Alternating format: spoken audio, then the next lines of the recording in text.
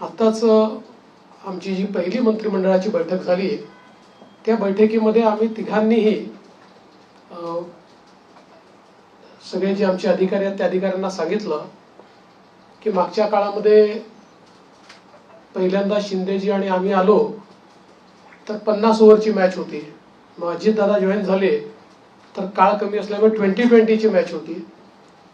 आता taste match आहे, त्याच्यामुळे नीट योग्यपणे धोरणात्मक निर्णय घेत पुढची पायाभरणी योग्य प्रकारे करत आपल्याला राज्याला पुढे न्यायचं आहे.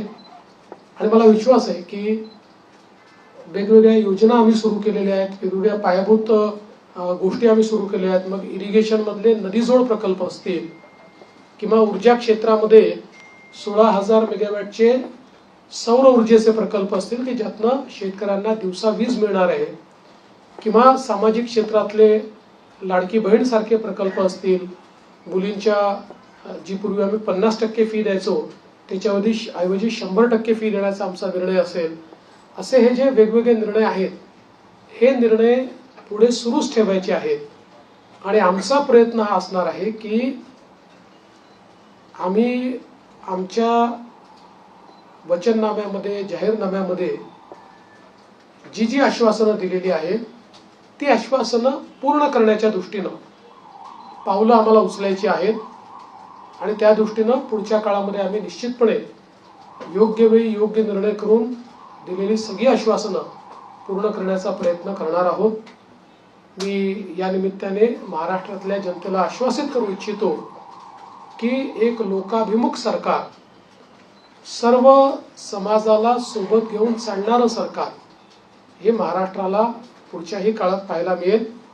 आणि अडचणी अनेक येतात, पण त्या अडचणींवर योग्य मार्ग काढत आम्ही मार्गक्रमण करू हा विश्वास मला आहे.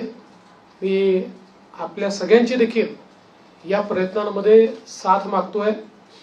आपलं देखील एक प्रकारे सहकार्य या सगळ्या प्रयत्नांमध्ये असावं अशा प्रकारची आपल्या सर्वांना विनंती करतो. आणि आपल्या माध्यमातून महाराष्ट्राच्या 14 कोटी जनतेला मी आश्वासित करू इच्छितो की हे सरकार पारदर्शीपणे आणि गतिशीलतेनं त्यांच्या कल्याणाकरता काम करेल हा विश्वास मी देतो.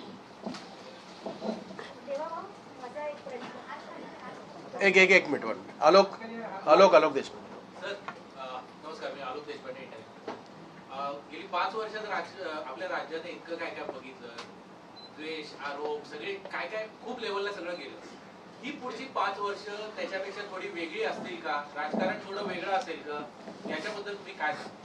पूर्णपणे वेगळं असेल. मी सांगितलं की बदल्याचं राजकारण करायचं नाहीये, तर बदल दाखवेल अशा प्रकारचं राजकारण करायचं आहे. त्यामुळे हे खरं आहे की विरोधकांची संख्या कमी आहे, पण विरोधकांच्या संख्येवर त्यांचा आवाज आम्ही मोजणार नाही किंवा संख्येनुसार त्यांचं मूल्यमापन आम्ही करणार नाही. त्यांनी योग्य विषय मांडले तर त्या विषयाला तेवढ्याच प्रकारचा सन्मान आम्ही देऊ. आणि मला असं वाटतं की पूर्णपणे स्थिर सरकारचे 5 वर्ष हे आपल्याला पाहायला मिळतील. जनतेची अपेक्षा देखील आमच्याकडनं हीच आहे, कारण जे मॅन्डेट जनतेने आम्हाला दिलंय असं मॅन्डेट मिळाल्यानंतर जनतेची अपेक्षा आहे की एक स्थिर सरकार महाराष्ट्राला मिळालं पाहिजे. कुठल्याही प्रकारचे 2019 पासनं तर 22.5 पर्यंत जे वेगवेगळे बदल दिसले अशा प्रकारचे कुठलेही धक्के आता यापुढे लागू नयेत ही जी अपेक्षा आहे ती आम्ही पूर्ण करू. दीपक बातुसे. सर, लाडकी बहीण योजना ज्याचा तुमच्या विजयात मोठा वाटा आहे, 2100 रुपये करण्याची तुम्ही घोषणा केली होती. तो निर्णय साधारणतः कधीपर्यंत होणार? आणि दुसरं, आता एक अशी चर्चा सुरू आहे की 1,500 जेव्हा दिले तेव्हा स्क्रुटिनी कोणतीही झाली नव्हती. आता 2100 देताना स्क्रुटिनी होणार अशी चर्चा आहे, त्या संदर्भात वस्तुस्थिती काय असेल? असं आहे की पहिल्यांदा तर ही योजना आम्ही सुरूच ठेवणार आहोत आणि 2100 देखील आम्ही देणार आहोत. आता बजेटच्या वेळी त्याचा आम्ही विचार करू. आणि शेवटी आपले सगळे आर्थिक सोर्सेस जे आहेत हे सोर्सेस योग्य प्रकारे चॅनलाइज झाल्यानंतरच आपल्याला ते करता येतं. त्याच्यामुळे ते करण्याचा निर्णय पक्का आहे. जी आश्वासनं दिली ती आश्वासनं पूर्ण करू. त्याकरता ज्या व्यवस्था करायच्या त्या व्यवस्था आम्ही आधी करू. स्क्रुटिनीचा जिथपर्यंत सवाल आहे तिथपर्यंत एवढंच आहे की निकषाच्या बाहेर जर कोणी घेतलं असेल, निकषातला जो असेल त्याला कोणालाही त्यातनं कमी करायचं नाहीये. पण काही तक्रारी आल्या आहेत की निकषाच्या बाहेर मिळालेला आहे,